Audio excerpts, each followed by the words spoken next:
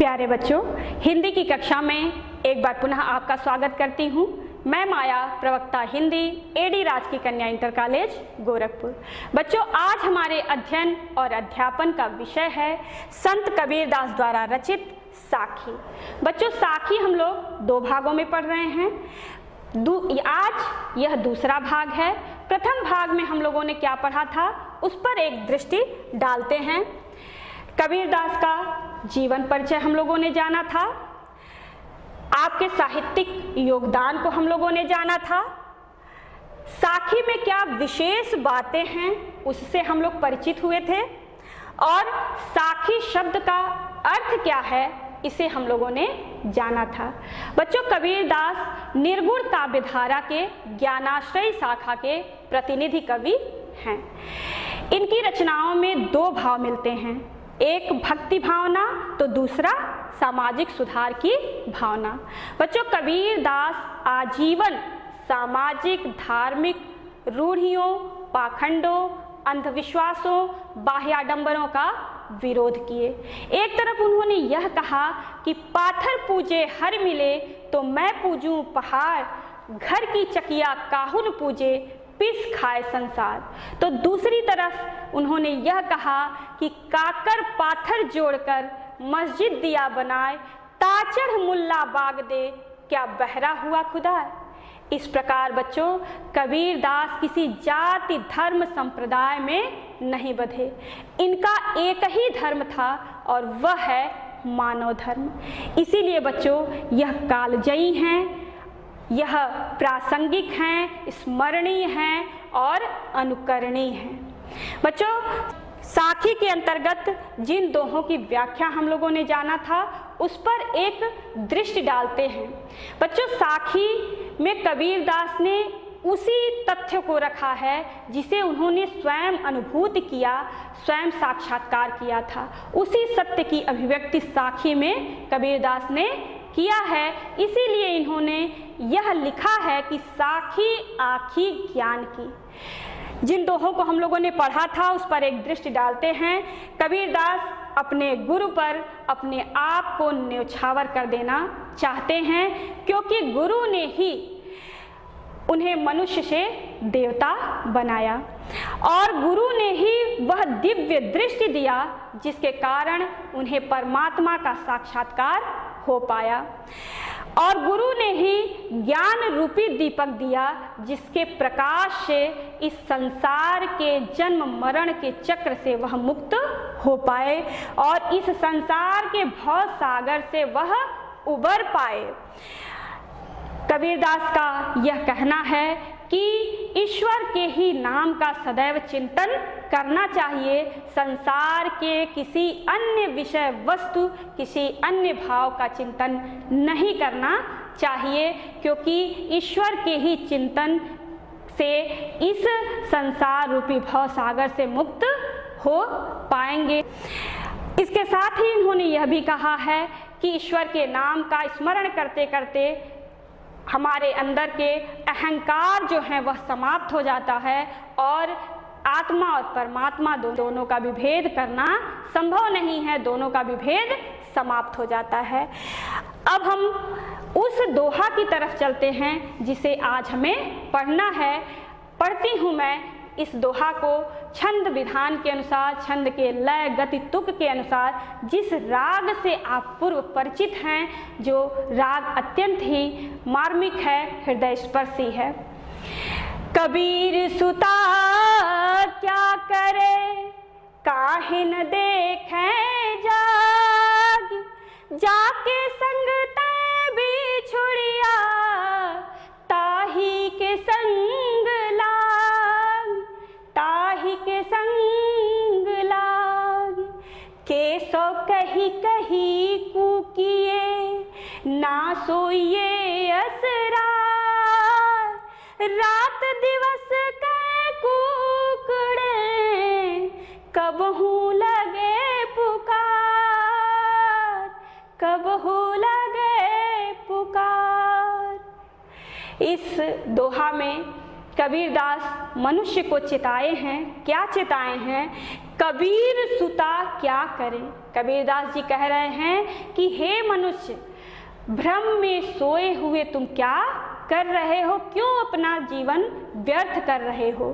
काहे न देखे जाग, क्यों नहीं इस संसार के मोह माया भ्रम को त्याग करके जाग करके इस सत्यता को देख रहे हो। यहाँ जागने का अर्थ है ज्ञान प्राप्त करके क्यों नहीं इस सत्यता को देख रहे हो। किस सत्यता को?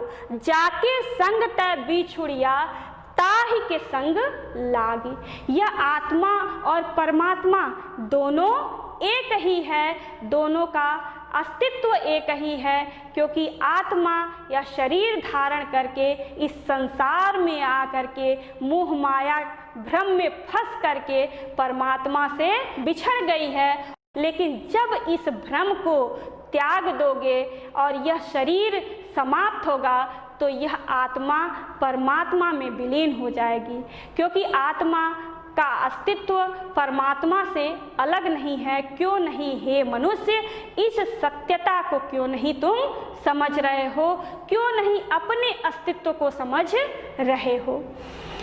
केसो कही कही कूकिए ना सोइए असरार, रात दिवस कै कूकड़े कबहू लगे पुकार।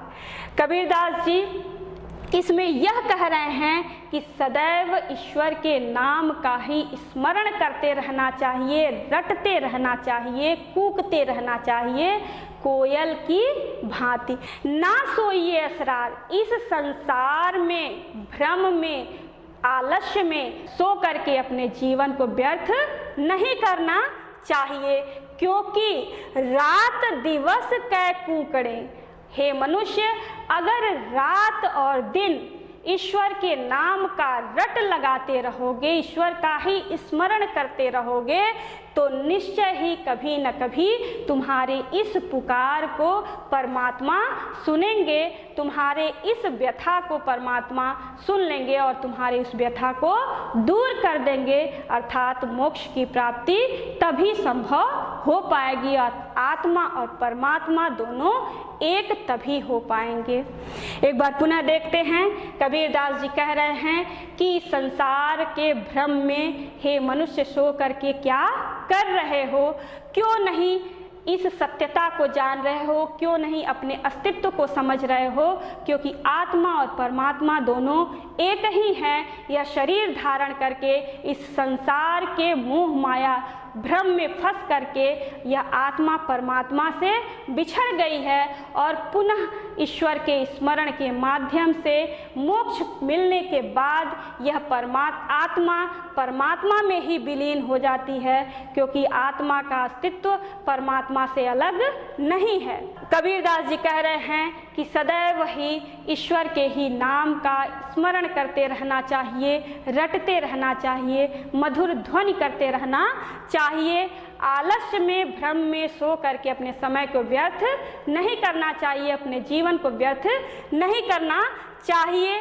और जब हम रात दिन ईश्वर के ही नाम का स्मरण करते रहेंगे तो निश्चय ही परमात्मा कभी न कभी उस पुकार को सुनेंगे और हमारी व्यथा को दूर करेंगे, अर्थात मोक्ष की प्राप्ति संभव हो पाएगी। अब हम आगे बढ़ते हैं बच्चों और जानते हैं इस दोहा के काव्य सौंदर्य को। कवि द्वारा इसमें यह बताया गया है कि जीवात्मा परमात्मा का अंश है। दूसरे में यह बताया गया है कि आलस्य का त्याग करते हुए सदैव ईश्वर के नाम का स्मरण करना चाहिए। बच्चों, भाषा सधुक्कड़ी है। पूरे साखी में जितने दोहे हैं उनकी भाषा सधुक्कड़ी है। रस भी पूरे साखी में शांत रस है, क्योंकि तत्व ज्ञान की बात कही गई है, सांसारिक विरक्ति की बात कही गई है। छंद दोहा है। पूरे साखी में दोहा छंद का प्रयोग किया गया है। पूरे साखी में गुण प्रसाद है। अलंकारों में अंतर है। हर दोहा में अलग अलग अलंकार का प्रयोग किया गया है। इस दोहा में अन्योक्ति अलंकार है, अनुप्रास अलंकार है, पुनरुक्ति प्रकाश अलंकार है। अन्योक्ति अलंकार इसलिए है बच्चों क्योंकि अन्य उक्ति, किसी अन्य बात के माध्यम से कोई अन्य बात कही गई है। उपमान के माध्यम से उपमेय की बात कही गई है, इसलिए इसमें अन्योक्ति अलंकार है। अनुप्रास अलंकार है। केशव कही कही कूकिए, क वर्ण की आवृत्ति है, इसलिए इसमें अनुप्रास अलंकार है। और पुनरुक्ति प्रकाश अलंकार है। कही कही, एक ही शब्द का प्रयोग 2 बार किया गया है, इसलिए इसमें पुनरुक्ति प्रकाश अलंकार है। अब हम आगे बढ़ते हैं अगले दोहे की तरफ। यहु तन जरां मसी करां, लिखो राम का नाम, लेखन करो करंक की, लिखी लिखी राम पठाओ, लिखी लिखी राम पठाओ।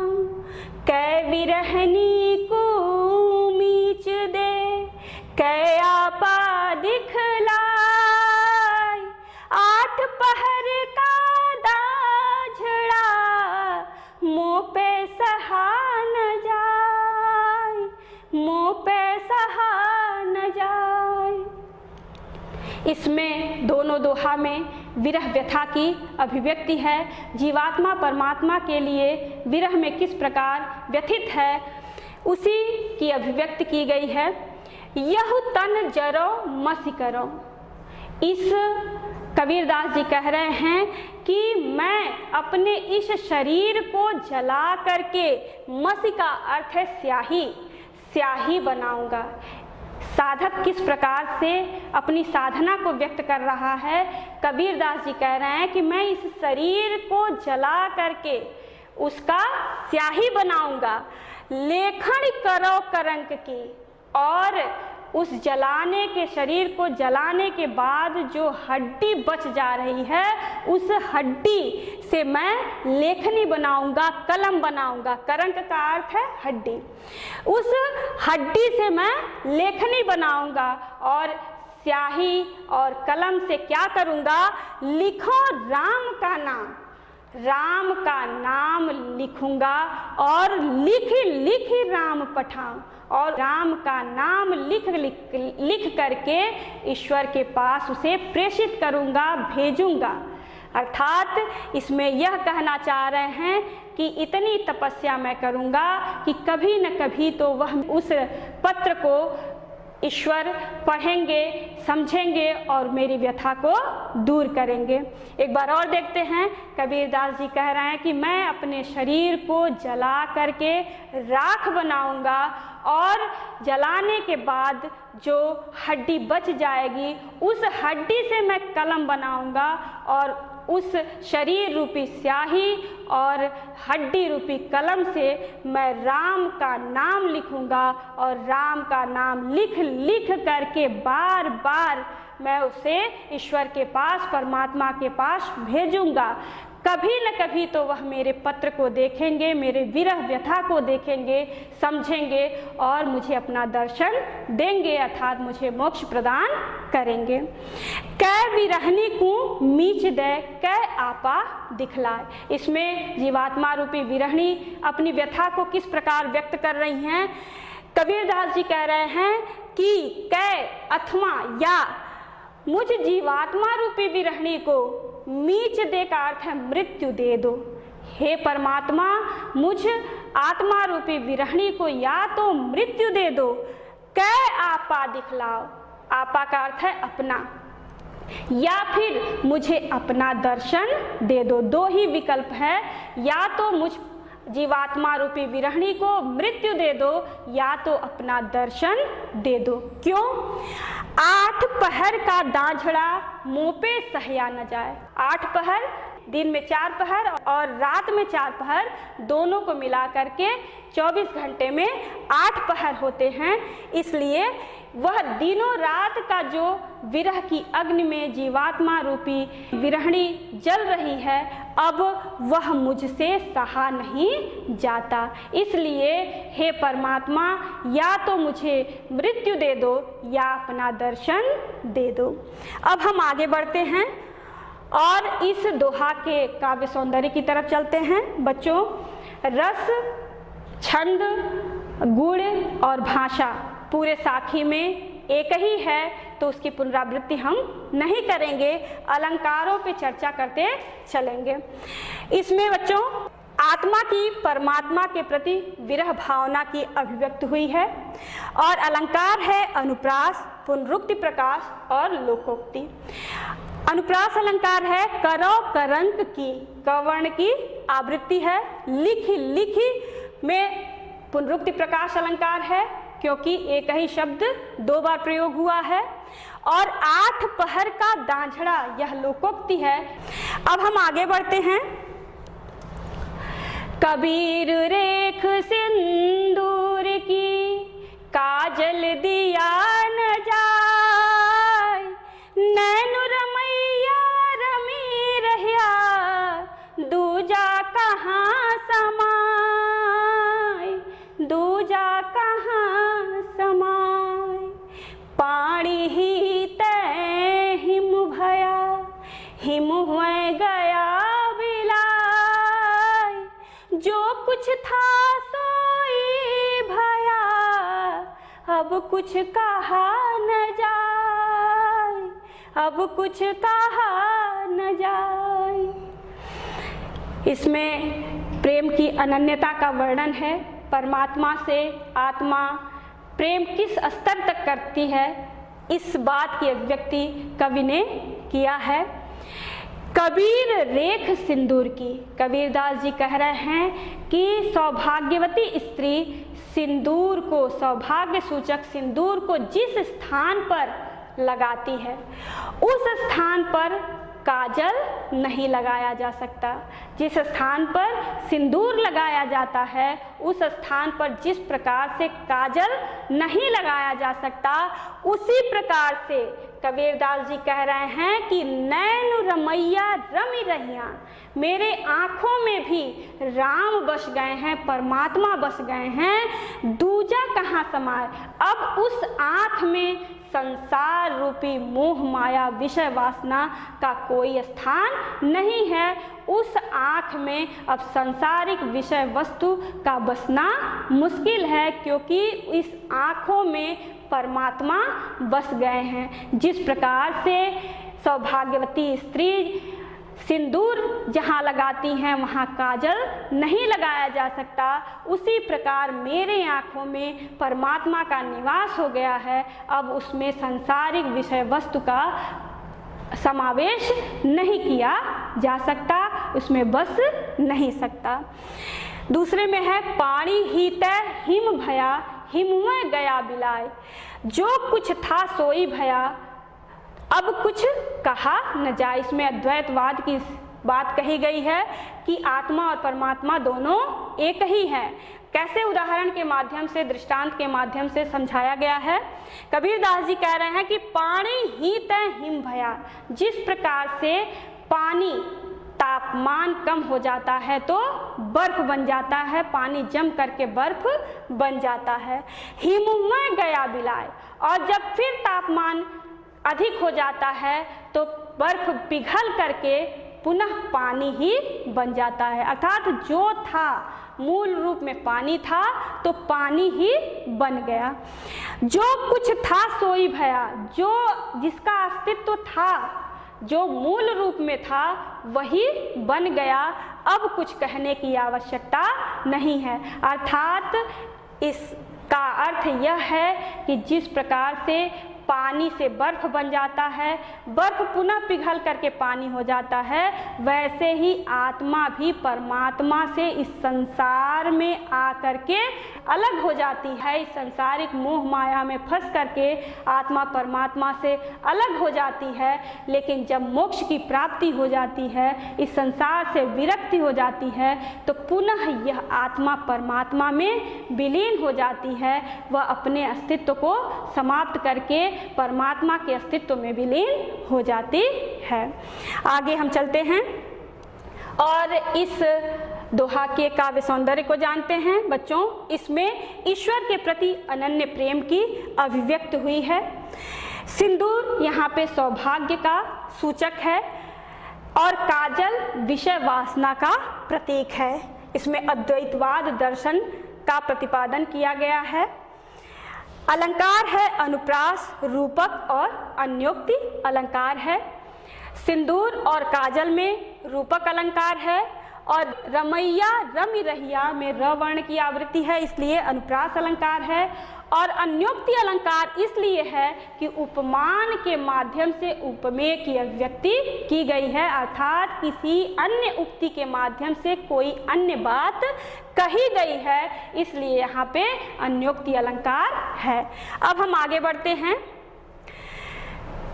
नैनांतरी आओ तू जो हो नैन झपे, ना हो देखो और को, ना तुझ देखन दे, ना तुझ देखन दे।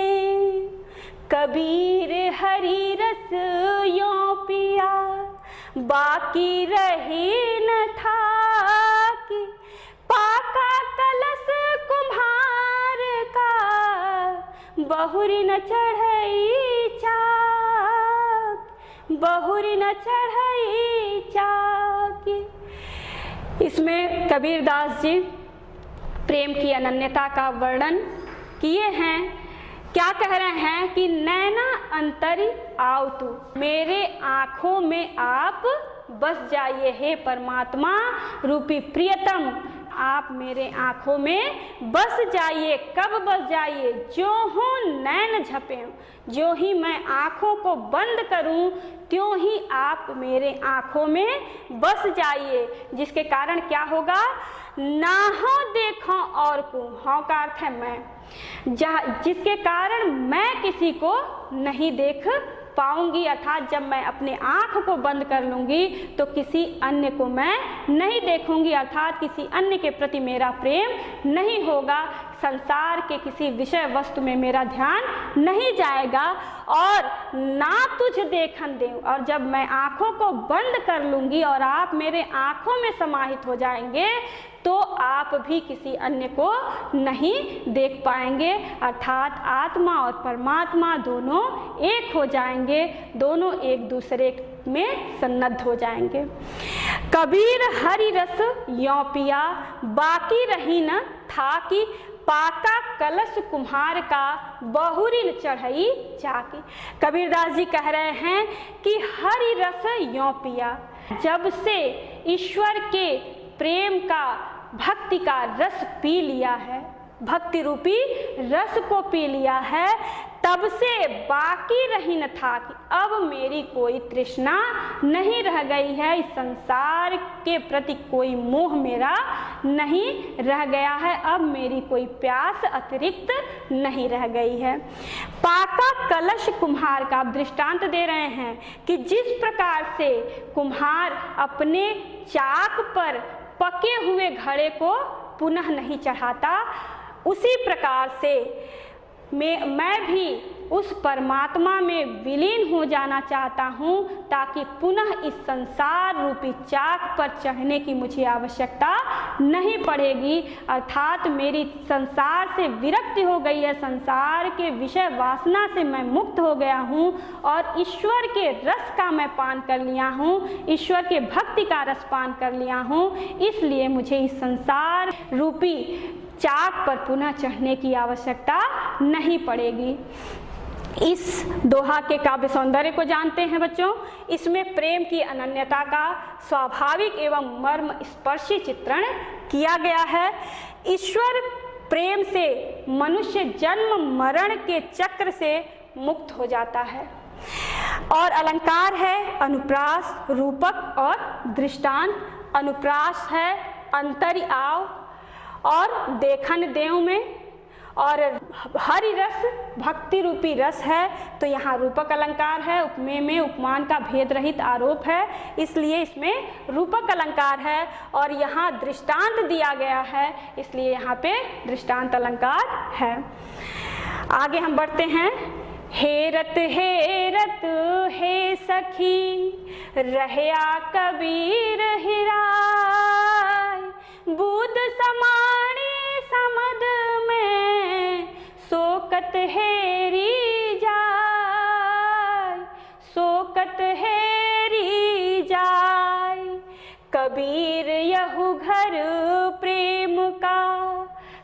खाला का घर नाई, शीस उतारे हाथ करी, सो बैठे घर माँ, सो बैठे घर माँ। कबीरदास जी कह रहे हैं कि आत्मा और परमात्मा दोनों एक ही है। कैसे दोनों का अस्तित्व एक में विलीन हो जाता है, इस बात को इस दोहा के माध्यम से कबीरदास कह रहे हैं कि हेरत हेरत हे सखी, हे जीवात्मा रूपी सखी, मैं परमात्मा को खोजते खोजते कब स्वयं उसी में विलीन हो गया। कैसे, किस प्रकार से विलीन हो गया? बूंद समानी समद में जिस प्रकार से एक बूंद समुद्र में गिर जाती है, समुद्र में मिल जाती है, तो उसे खोजा नहीं जा सकता, उसके अस्तित्व को विलग नहीं किया जा सकता, अलग नहीं किया जा सकता। उसी प्रकार से यह आत्मा भी परमात्मा में जब विलीन हो जाती है तो उसे अलग नहीं किया जा सकता, वह परमात्मा का ही अंश हो जाती है। समुद्र में जिस प्रकार से एक बूंद का अस्तित्व विलीन हो जाती है, वैसे ही आत्मा का अस्तित्व परमात्मा में विलीन हो जाती है। हे सखी, इसी तरह से मैं ईश्वर का को खोजते खोजते, ईश्वर का स्मरण करते करते उसी में विलीन हो गई। कबीर यह घर है प्रेम का, खाला का घर नाही, शीस उतारे हाथ करे, सो बैठे घर माही।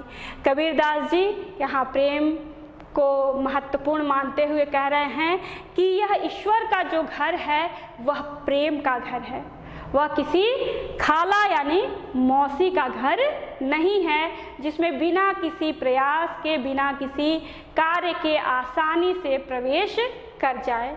यह ईश्वर के प्रेम का घर है, तो यहाँ कुछ हटाना पड़ेगा। क्या हटाना पड़ेगा? शीस उतारे हाथ कर। शीस उतारे का अर्थ है यहाँ अहंकार को समाप्त जो कर लेता है, वही इस ईश्वर के प्रेम के घर में प्रवेश कर पाता है। कबीरदास जी ने एक जगह और लिखा है कि प्रेम गली अति साकरी, जामे दो न समाए। अर्थात प्रेम के घर में अहंकार का समावेश नहीं हो सकता। जब तक अहंकार का हम त्याग नहीं करेंगे, तब तक ईश्वर के प्रेम के घर में प्रवेश हम नहीं कर सकते। आगे बढ़ते हैं, इसके काव्य सौंदर्य को जानते हैं। इसमें आत्मा परमात्मा के एक रूपता का वर्णन किया गया है। समुद्र परमात्मा का प्रतीक है और बूंद जीवात्मा का प्रतीक है। इसमें ईश्वर के प्रेम को पाने के लिए अहम को मिटाने का भाव व्यक्त किया गया है। पुनरुक्ति प्रकाश अलंकार है, दृष्टांत अलंकार है और अनुप्रास अलंकार है। हेरत हेरत पुनरुक्ति प्रकाश अलंकार है। बूंद समाणी समद में दृष्टांत है और समाणी समद में अनुप्रास अलंकार है, क्योंकि सवर्ण की आवृत्ति हुई है।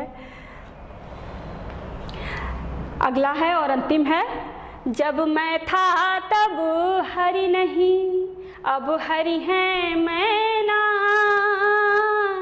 सब अंधियारा मिट गया, जब दीपक देखा माँ, जब दीपक देखा माँ। कबीरदास इसमें भी आत्मा और परमात्मा की अनन्यता का वर्णन किए हैं, आत्मा और परमात्मा की एकता का वर्णन किए हैं। क्या कह रहे हैं कि जब मैं था तब हरि नहीं। मैं का अर्थ है अहंकार। जब मेरे अंदर अहंकार की भावना थी, तब मुझे ईश्वर की प्राप्ति नहीं हुई। जब तक मेरे अंदर अहंकार था, तब तक मुझे ईश्वर की प्राप्ति नहीं हुई। अब हरि है मैं नाही। अब जब मेरे अंदर अहंकार की भावना समाप्त हो गई, तो मुझे ईश्वर की प्राप्ति हो गई। अब हरि हैं, अब परमात्मा मेरे पास हैं, लेकिन अहंकार की भावना में नहीं है। सब अंधियारा मिट गया, जब दीपक देखा माही। जब ज्ञान का प्रकाश मेरे हृदय में प्रकाशित हुआ, ज्ञान रूपी दीपक प्रज्वलित हुआ, तब सभी इस संसार के मोह माया का जो बंधन था वह समाप्त हो गया, सभी अंधकार समाप्त हो गया और मुझे परमात्मा का दर्शन हो गया। अब बच्चों हम इसके काव्य सौंदर्य को भी जान लेते हैं कि इसमें अहंकार के कारण ही जीवात्मा परमात्मा से मिल नहीं पाती। अहंकार ही वह कारण है जो आत्मा और परमात्मा को अलग करती है।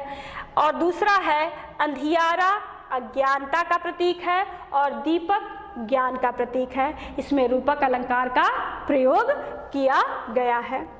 अब बच्चों हम आज के अभ्यास कार्य को जान लेते हैं कि यह दोहा है, ये पद्यांश है और पद्यांश से ही संबंधित 5 प्रश्न हैं। इसी तरह के प्रश्न पूछे जाते हैं आपके प्रश्न पत्र में।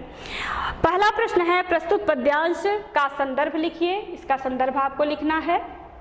रेखांकित अंश की व्याख्या कीजिए। आपके समक्ष रेखांकित अंश है, इसकी व्याख्या आपको करनी है। तीसरा प्रश्न है कवि ने कौन सा मार्ग कठिन बताया है। चौथा प्रश्न है कोई साधक ईश्वर के प्रेम को कब प्राप्त कर सकता है। और अंतिम है प्रस्तुत दोहा में कौन सा अलंकार है। बच्चों इस प्रकार हम साखी पढ़ चुके, निश्चय ही आपको समझ में आया होगा। अब तीसरे भाग में हम लोग पदावली पढ़ेंगे। तब तक के लिए खुश रहिए। धन्यवाद।